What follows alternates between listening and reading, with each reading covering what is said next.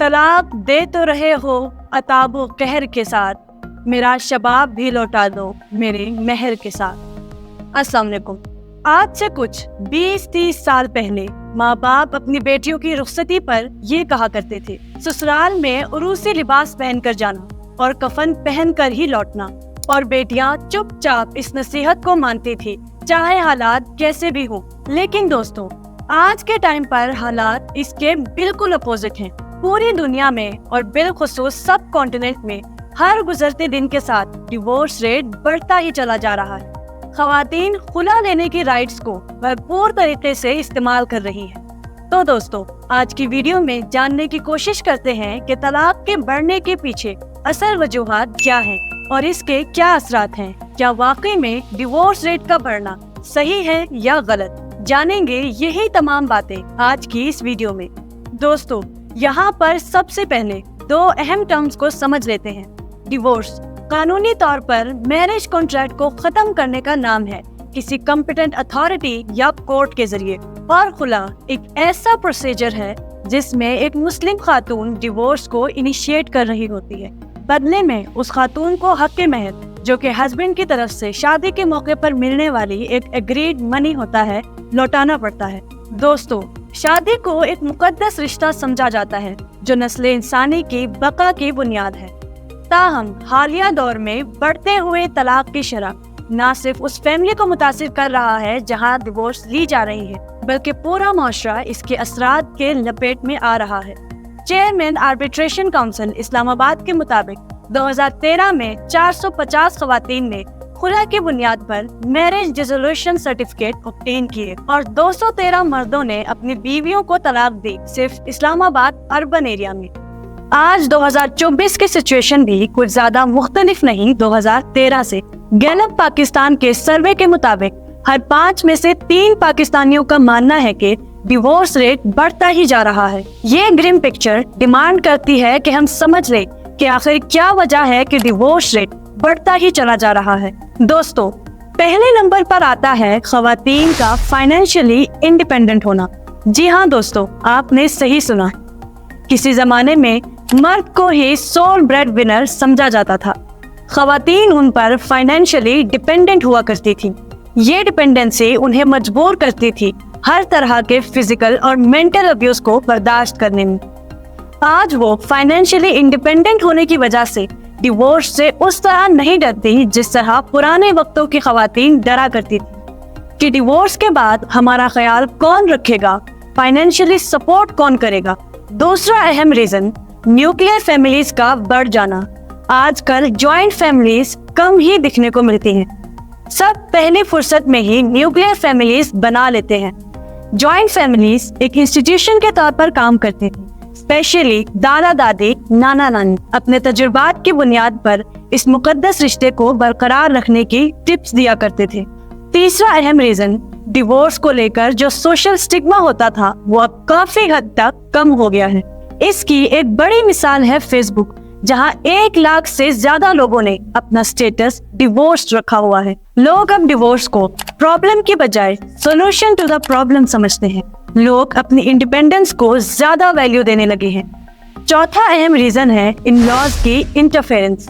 اکثر دیکھا گیا ہے کہ زیادہ تر مدر ان لاز بہت زیادہ غیر ضروری انٹرفیرنس کرتی ہیں میاں بیوی کے معاملات میں۔ یہ بھی ایک بڑی وجہ مانی جاتی ہے ڈیورس۔ 5ویں بڑی وجہ ہے پارٹنرز کا ایک دوسرے کو چیٹ کرنا۔ ڈراماز اور موویز ایسی چیزیں دکھانے اور سکھانے کی درسگاہیں بنی ہوئی جو ایسی چیزوں کو کہیں نہ کہیں پروموٹ کر رہی ہیں۔ چھٹی اہم وجہ physical abuse by male partners. Violence بھی ایک بڑی وجہ ہے ڈیورس ریٹ کے بڑھنے کی۔ اکثر وائلنس میل پارٹنر کی طرف سے دیکھنے کو ملتا ہے۔ روز کا وائلنس دوسرے پارٹنر کو مجبور کرتا ہے ڈیورس لینے میں۔ حالیہ دنوں میں ایسے انسٹنسز بھی سامنے آئے ہیں جہاں وائلنس فیمیل پارٹنر کی طرف سے دیکھنے کو ملا۔ 7ویں وجہ excessive usage of social media. جہاں سوشل میڈیا کے بہت سارے ایڈوانٹیجز ہیں، وہی سوشل میڈیا ڈیورس ریٹ کو بڑھانے کا سبب بھی بنتا ہے۔ اسٹڈیز نے ثابت کیا ہے کہ سوشل میڈیا ٹیمپٹیشن کی وجہ بنتا ہے اور ایکس پارٹنرز کے ساتھ کمیونیکیشن کے لیے راہ ہموار کرتا ہے۔ لوگ پھر جیلسی اور احساس کمتری کا شکار ہو جاتے ہیں اور ریلیشنشپس میں ٹرسٹ ایشوز آتے ہیں، جس کی وجہ سے سوشل میڈیا یوزرز زیادہ رسک پر ہیں ڈیورس جیسی سچویشن فیس کرنے میں۔ اس کے علاوہ force marriage, financial issues, suspicion on spouse اور ڈوری ایشوز بھی کچھ اہم ایشوز ہیں جو ڈیورس ریٹ کو مسلسل بڑھا رہے ہیں۔ اب ہم جانیں گے ڈیورس کے نتائج۔ ڈیورس نہ صرف ان انوالوڈ انڈیویجولس کو متاثر کرتی ہے بلکہ فیملیز اور سوسائٹیز تک پر اپنے نقوش چھوڑ دیتی ہے۔ Number 1، financial issues. طلاق یافتہ خواتین اسپیشلی اگر پڑھی لکھی نہ ہو تو انہیں فائنینشیلی بہت زیادہ مشکلات کا سامنا کرنا پڑتا ہے۔ ایک ریسرچ کے مطابق ایسی خواتین کو ان کی اپنی فیملیز بھی سپورٹ نہیں کرتی۔ ریسرچ میں کچھ خواتین اس کی وجہ کچھ یوں بیان کرتی ہیں کہ ان کی فیملیز کو لگتا ہے کہ ڈیورس کی وجہ وہ خود ہیں۔ وکٹم بلیم شروع ہو جاتا ہے جس کے بنا پر انہیں نفرت کی نگاہ سے دیکھا جاتا ہے۔ اسی ریسرچ میں یہ بھی کہا گیا کہ مرد اس معاملے میں خوش قسمت ہیں کیونکہ انہیں ڈیورس کے بعد بھی ان کی فیملی سے سپورٹ ملتا ہے۔ Number 2، psychological issues. زیادہ تر کیسز میں ڈیورس کے بعد مرد اور عورت دونوں کو ہی مختلف سائیکولوجیکل ایشوز میں الجھتے ہوئے دیکھا گیا ہے، جیسے ڈپریشن، اینگزائٹی اور اکیلا پن محسوس کرنا، کیونکہ وہ ایک عرصے تک ایک دوسرے کی کمپنی کے عادی ہو چکے ہوتے ہیں۔ Number 3، social stigma. Divorced individuals specially خواتین معاشرے کے سوشل اسٹگما کا بھی شکار ہوتی ہیں۔ زیادہ تر کیسز میں انہیں ہی غلط سمجھا جاتا ہے اور ان کے کردار کو شک کی نظر سے دیکھا جاتا ہے، جو کہ بدقسمتی سے ہمارے معاشرے کا بہت بڑا المیہ ہے۔ یہ سوشل اسٹگما انہیں سوسائٹی کے سرکل میں دوبارہ انٹر ہونے میں ایک بہت بڑی رکاوٹ ثابت ہوتی ہے۔ Number 4، impact on children.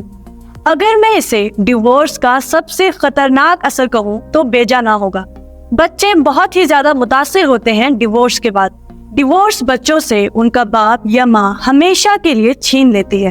Research نے ثابت کیا ہے کہ ایسے بچے ایموشنل ٹرموائل کا شکار رہتے ہیں، پڑھائی میں صحیح سے دھیان نہیں دے پاتے، حتیٰ کہ ایسی خواتین کے بچوں کو میرج پروپوزلز میں بھی مشکلات کا سامنا کرنا پڑتا ہے۔ دوستو، اب ہم کچھ پاسبل سولوشنز کی طرف بڑھتے ہیں۔ Number 1، marriage counselling. شادی شدہ افراد کے لیے میرج کاؤنسلنگ انسٹیٹیوٹ کا قیام وقت کی اہم ضرورت ہے، جہاں ایکسپرٹس انہیں سپورٹ دے کہ کیسے ایسے چیلنجز سے نپٹا جائے۔ Number 2، strengthening divorce laws. Strict divorce laws کو امپلیمنٹ کیا جائے اور ڈسکریج کیا جائے ڈیورس کو۔ ہر ڈیورس لینے اور دینے والے خواہش مند افراد کے لیے ضروری قرار دیا جائے کہ وہ 1 ویک کنسلٹیشن لیں میرج کاؤنسلنگ سے۔ 7 دن بعد انہیں اپنے فیصلے پر نظر ثانی کرنے دی جائے۔ بہت سارے مسئلے ٹیبل ٹاک سے حل کیے جا سکتے ہیں۔ Number 3، educational initiatives.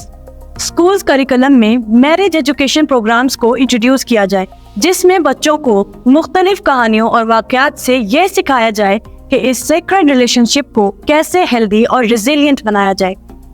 Number 4، family dynamics. گھر کے ماحول کو ایسا بنایا جائے کہ کوئی بھی آپ کے پرسنل معاملات اور چھوٹی چھوٹی چیزوں میں بے جا انٹرفیئر نہ کرے۔ ان تمام باتوں سے ہم کافی حد تک ڈیورس ریٹ کو کم کر سکتے ہیں۔ دوستو، ہم یہاں کنکلوڈ کریں گے کہ شادی اور طلاق دونوں ہی ایک انسان کے پرسنل چوائس ہیں۔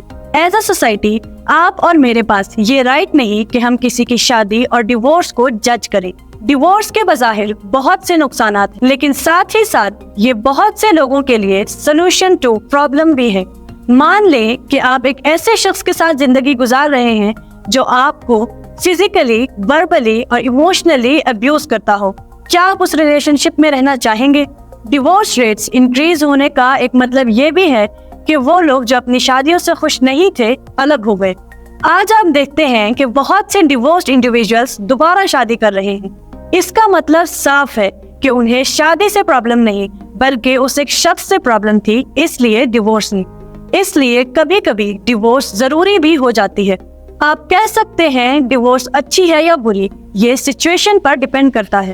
میرے خیال میں ایک ڈسفنکشنل میرج جہاں روز وائلنس ہوتا ہو، ایسی میرج کو خیر بات کہنا ہی بہترین فیصلہ ہوگا۔